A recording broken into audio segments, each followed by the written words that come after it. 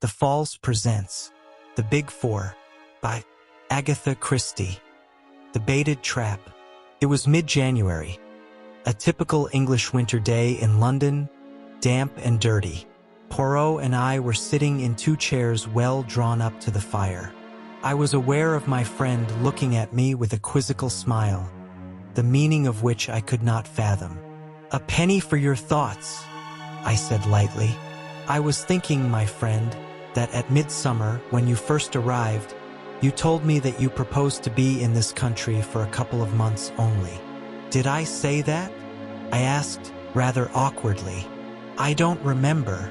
Poirot's smile broadened. "You did, mon ami. Since then, you have changed your plan, is it not so?" Yes, I have." "And why is that?" "Dash it all, Poirot. You don't think I'm going to leave you all alone when you're up against a thing like the Big Four, do you?" Poirot nodded gently. "Just as I thought. You are a staunch friend, Hastings. It is to serve me that you remain on here. And your wife, little Cinderella as you call her, what does she say?" "I haven't gone into details, of course, but she understands. She'd be the last one to wish me to turn my back on a pal. Yes, she too is a loyal friend. But it is going to be a long business, perhaps." I nodded, rather discouraged. 6 months already, I mused. "And where are we? You know, Poirot, I can't help thinking that we ought to do something. Always so energetic, Hastings. And what precisely would you have me do?"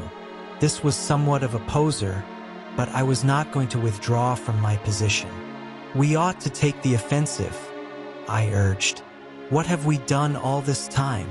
"More than you think, my friend.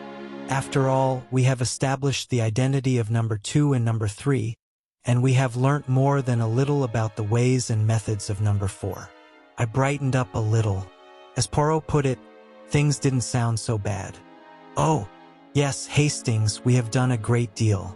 It is true that I am not in a position to accuse either Ryland or Madame Olivier. Who would believe me? You remember I thought once I had Ryland successfully cornered?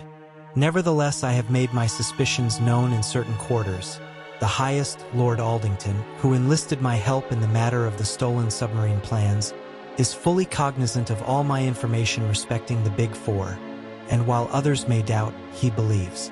Ryland and Madame Olivier and Li Chong-yen himself may go their ways, but there is a searchlight turned on all their movements."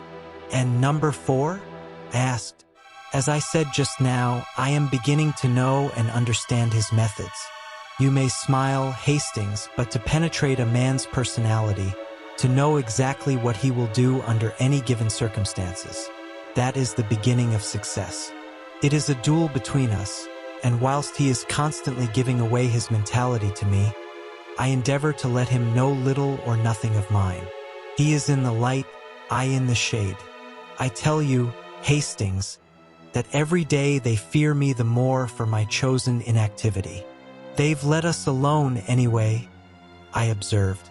"There have been no more attempts on your life, and no ambushes of any kind." "No," said Poirot thoughtfully. "On the whole, that rather surprises me, especially as there are 1 or 2 fairly obvious ways of getting at us which I should have thought certain to have occurred to them. You catch my meaning, perhaps? An infernal machine of some kind?" I hazarded. Poirot made a sharp click with his tongue expressive of impatience.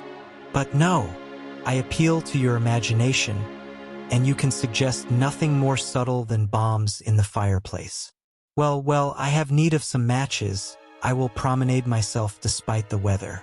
"Pardon, my friend, but is it possible that you read the future of the Argentine Mirror of Society, cattle breeding, the clue of crimson and sport in the Rockies at one and the same time?" I laughed, and admitted that the clue of crimson was at present engaging my sole attention.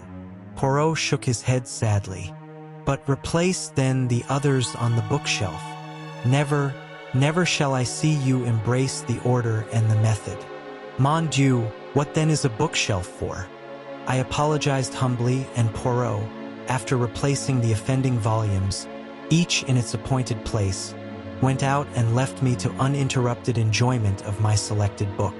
I must admit, however, that I was half asleep when Mrs. Pearson's knock at the door aroused me. "A telegram for you, Captain." I tore the orange envelope open without much interest. Then I sat as though turned to stone. It was a cable from Bronson, my manager out at the South American ranch, and it ran as follows. "Mrs. Hastings disappeared yesterday. Feared been kidnapped by some gang calling itself Big 4. Cable instructions have notified police, but no clue as yet. Bronson." I waved Mrs. Pearson out of the room and sat as though stunned, reading the words over and over again. Cinderella, kidnapped, in the hands of the infamous Big 4.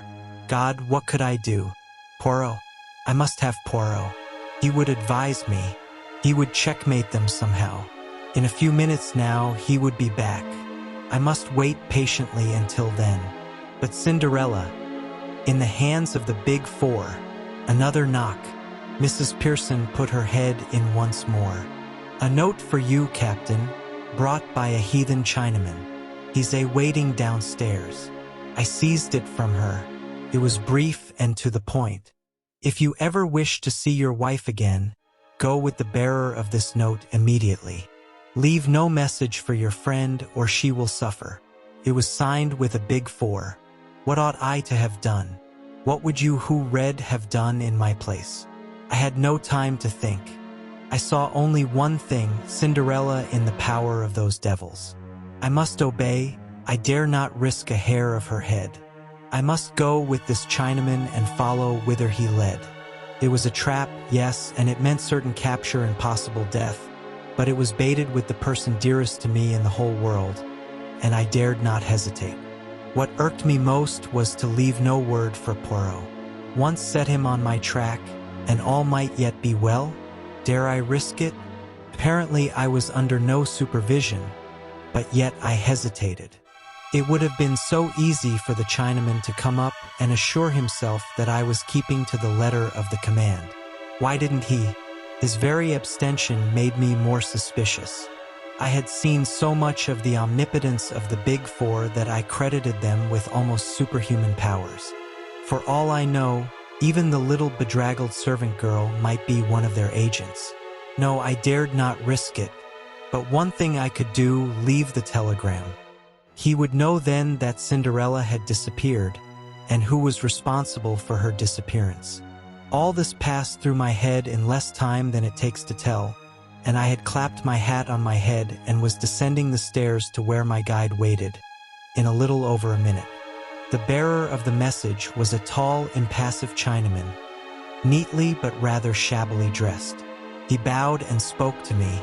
His English was perfect, but he spoke with a slight sing-song intonation. "You Captain Hastings?" "Yes," I said. "You give me note, please." I had foreseen the request, and handed him over the scrap of paper without a word. But that was not all. "You have telegram today, yes? Come along just now? From South America, yes." I realized anew the excellence of their espionage system, or it might have been a shrewd guess. Bronson was bound to cable me. They would wait until the cable was delivered and would strike hard upon it. No good could come of denying what was palpably true. "Yes," I said, "I did get a telegram. You fetch him, yes? Fetch him now." I ground my teeth, but what could I do? I ran upstairs again. As I did so, I thought of confiding in Mrs. Pearson, at any rate as far as Cinderella's disappearance went. She was on the landing, but close behind her was the little maidservant, and I hesitated. If she was a spy, the words of the note danced before my eyes. "She will suffer." I passed into the sitting room without speaking.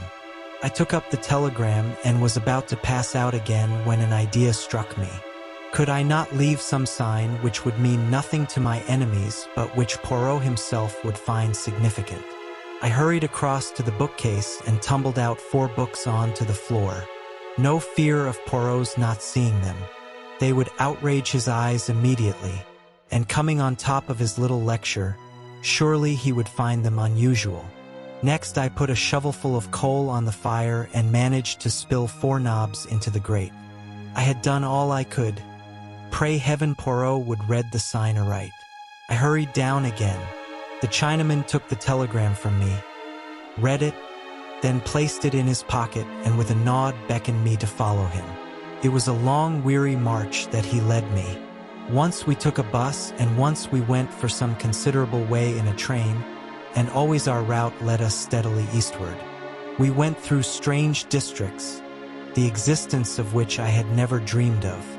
We were down by the docks now, I knew, and I realized that I was being taken into the heart of Chinatown. In spite of myself, I shivered. Still my guide plodded on, turning and twisting through mean streets and byways, until at last he stopped at a dilapidated house and rapped 4 times upon the door. It was opened immediately by another Chinaman who stood aside to let us pass in. The clanging to of the door behind me was the knell of my last hopes. I was indeed in the hands of the enemy. I was now handed over to the second Chinaman. He led me down some rickety stairs and into a cellar which was filled with bales and casks and which exhaled a pungent odor as of Eastern spices.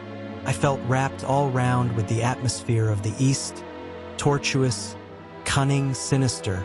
Suddenly my guide rolled aside 2 of the casks, and I saw a low tunnel-like opening in the wall. He motioned me to go ahead. The tunnel was of some length, and it was just too low for me to stand upright. At last, however, it broadened out into a passage, and a few minutes later we stood in another cellar. My Chinaman went forward and rapped 4 times on one of the walls. A whole section of the wall swung out, leaving a narrow doorway. I passed through, and to my utter astonishment found myself in a kind of Arabian Nights palace. A low, long subterranean chamber hung with rich oriental silks, brilliantly lighted and fragrant with perfumes and spices.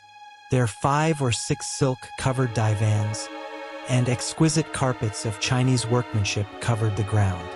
At the end of the room was a curtained recess. From behind these curtains came a voice. "You have brought our honored guest?" "Excellency, he is here," replied my guide. "Let our guest enter," was the answer. At the same moment, the curtains were drawn aside by an unseen hand, and I was facing an immense cushioned divan on which sat a tall, thin Oriental dressed in wonderfully embroidered robes, and clearly, by the length of his fingernails, a great man. "Be seated, I pray you, Captain Hastings," he said with a wave of his hand. "You acceded to my request to come immediately. I am glad to see. Who are you?" I asked. Li Changyen. "Indeed no. I am but the humblest of the master's servants. I carry out his behests, that is all, as do other of his servants in other countries, in South America, for instance." I advanced a step. "Where is she? What have you done with her out there?" "She is in a place of safety, where none will find her. As yet, she is unharmed." You observe that I say, "as yet." Cold shivers ran down my spine as I confronted this smiling devil. "What do you want?" I cried. "Money, my dear Captain Hastings. We have no designs on your small savings, I can assure you. Not, pardon me, a very intelligent suggestion on your part. Your colleague would not have made it, I fancy. I suppose," I said heavily, "you wanted to get me into your toils. Well, you have succeeded. I have come here with my eyes open. Do what you like with me and let her go. She knows nothing, and she can be no possible use to you. You've used her to get hold of me. You've got me all right, and that settles it." The smiling Oriental caressed his smooth cheek, watching me obliquely out of his narrow eyes. "You go too fast," he said purringly. "That does not quite settle it. In fact, to get hold of you, as you express it, is not really our objective. But through you, we hope to get hold of your friend, Hercule Poirot." "I'm afraid you won't do that. I said with a short laugh. What I suggest is this, continued the other, his words running on as though he had not heard me. You will write Hercule Poirot a letter, such a letter as will induce him to hasten hither and join you. I shall do no such thing, I said angrily. The consequences of refusal will be disagreeable. Damn your consequences. The alternative might be death. A nasty shiver ran down my spine, but I endeavored to put a bold face upon it. It's no good threatening me and bullying me. Keep your threats for Chinese cowards. My threats are very real ones, Captain Hastings. I ask you again, will you write this letter? I will not, and what's more, you daren't kill me. You'd have the police on your tracks in no time.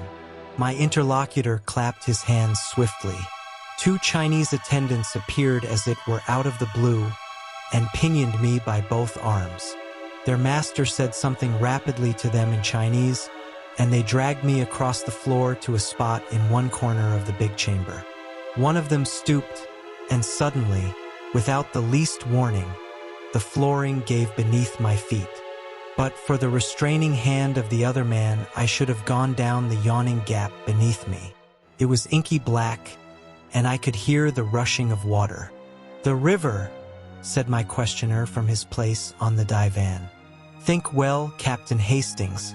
If you refuse again, you go headlong to eternity, to meet your death in the dark waters below. For the last time, will you write that letter? I'm not braver than most men. I admit frankly that I was scared to death, and in a blue funk. That Chinese devil meant business, I was sure of that. It was goodbye to the good old world. In spite of myself, my voice wobbled a little as I answered. For the last time, no. To hell with your letter. Then involuntarily I closed my eyes and breathed a short prayer. Please, like, comment, share, and subscribe to our channel for more. Thank you.